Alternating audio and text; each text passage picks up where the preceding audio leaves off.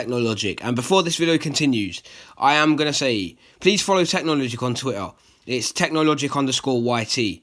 So anyway, let's jump into this video. Today I'm going to be talking to you about Apple's recent iOS updates. Now, Apple has released iOS 11.2.1 to everyone. Now, this update fixes that HomeKit vulnerability that I spoke to you about the other day.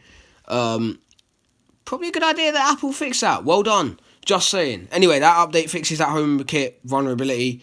It re-enables shared HomeKit for people that use HomeKit on the same sort of network, so it's like remote access for shared users of HomeKit, and that looks good. It's all been fixed. I mean, Apple had to disable that the other day to get the update pushed out, but they've fixed that now, so let's just go on from another security flaw and just go on.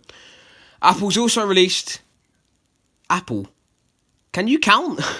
I mean, what?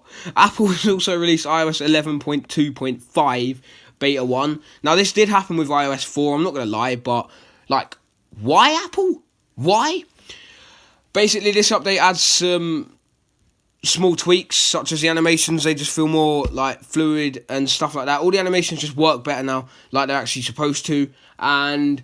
there's also the play and pause things always there. So even if no music's playing, you can still access that, which is kind of neat. The OS with 11.2.5 does just feel more fast and like it's just running better. That's beta 1 as well. So everyone, like iDevice Help and everything, Apple Pro started saying, oh, there won't be another update. We was expecting 11.3. No. Because what you have to remember is every year, Apple does it now. There's an 11.2.x beta released late December.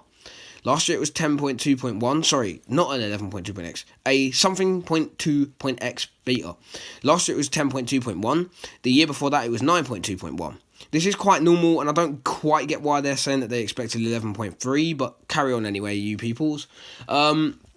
So, as expected, Apple have released another 11.2.x beta. I expected it to be 11.2.2, I'm not going to lie, but it's turned into being 11.2.5. Other than these animations and that, it just adds bug fixes, stability, and stuff like that. So, we'll see probably that come out late January, I'd say, sort of like the 20th, some sort of time around there. Maybe the 22nd I'd go, because that's a Monday. But yeah, we'll see that come out late January probably, and I'll keep you updated with anything else Apple.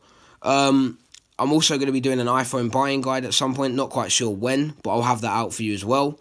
And yeah, so we have our Apple updates. They're pretty small updates, really. I don't see anything major in these updates, but we'll see.